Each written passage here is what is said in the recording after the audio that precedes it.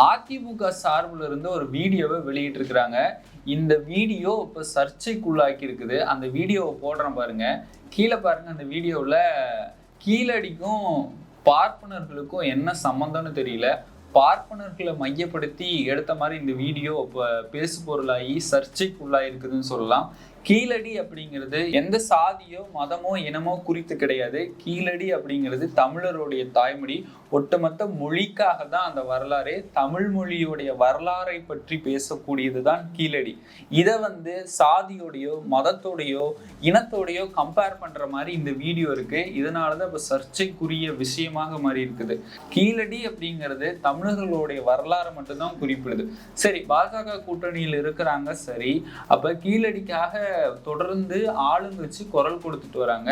பாஜக கூட்டணியில் இருக்கக்கூடியவங்க தமிழருடைய நாகரீக வரலாறை மக்களுக்கு எடுத்து சொல்லக்கூடிய கீழடி ஆய்வறிக்கையை ஏன் இன்னும் வெளியிடல அப்படின்னு ஒரு வார்த்தை மத்திய அரசாங்கத்தை பார்த்து கேட்டிருக்கிறாங்களா?